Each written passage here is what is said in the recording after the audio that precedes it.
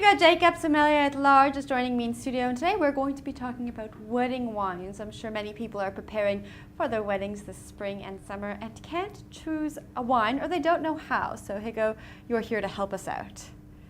The first thing for me that comes to mind is use people, use the experts that are there. You know, there's some great retailers. So if you would need to pay a little bit more, but you go into a fine wine shop, I can think of quite a few, and go and ask to speak to the manager, or very often the owners are strolling around there, and ask them for their advice, because they'll sell you at the right price point some wines.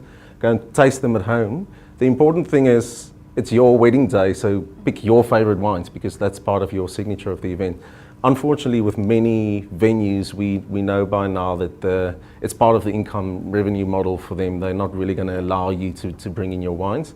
But even then, ask them, do a little bit of effort, ask them to send you their wine list, and go and get a hold of those wines and taste them and see what you like, because of course price point is important.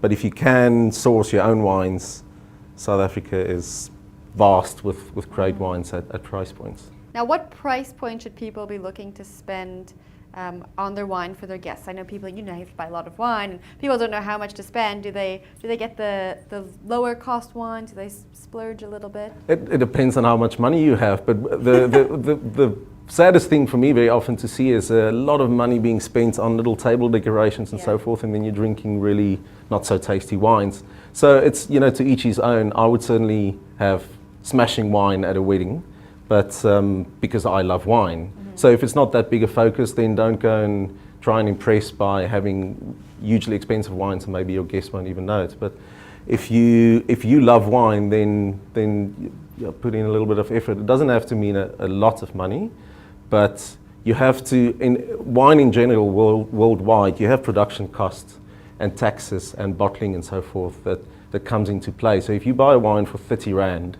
you're almost just buying for the production cost. The wine that's in there would be a value of about 5 Rand. Wow. If you go to 60, then you're looking at 35 Rand value of wine that's in the bottle. So at least just start looking maybe above 50 Rand. I think we also, as South Africans, we're very spoiled with quality, so we still undervalue our wines. We're making some phenomenal wines, and they could be more expensive. So 100 Rand plus minus, I think, for your whites and your reds would be, you could get great quality for a 100 Rand bottle of wine. Now, do you need to get different varieties for the different grapes? Like, do you need more than one red and more than one white, or can you just go with one red, one white? It's nice to have a choice for your guests, but again, look at your favorites. So, a lot of conventional thinkers would just tell you, you do Sauvignon Blanc and do Cabernet Sauvignon, because that is what people drink. So those might be quite good sellers of shelf spaces, but it doesn't mean that those would be the best value under. So look at interesting varieties and maybe compare for yourself beforehand. If you look at Chenin Blanc or Riesling or whatever, and you like that a little bit more, then show that to your guests and say, I actually prefer this style of wine. And then chat to the chef a little bit, so that he then does the menu so that it'll work with the wines that you've chosen.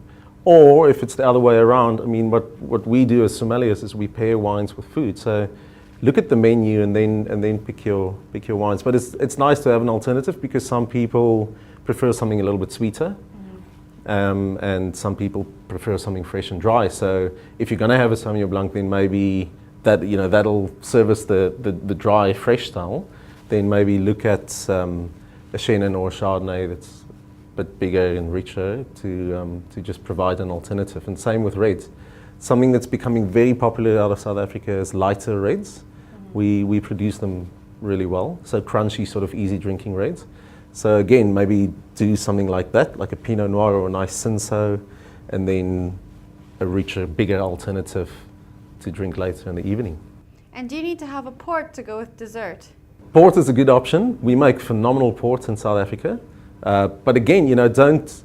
I think the important thing is always be adventurous and look at the food and look at the menu, and even again get experts to help you, get people in the industry to help you, because we can make some suggestions that you might not have thought of, even if it's a cocktail that you serve your guests afterwards. So port's good, but there's different styles of port. So maybe the vintage reserve wouldn't work that well, but a chilled tawny would work very nicely with the dessert, or a good noble late harvest.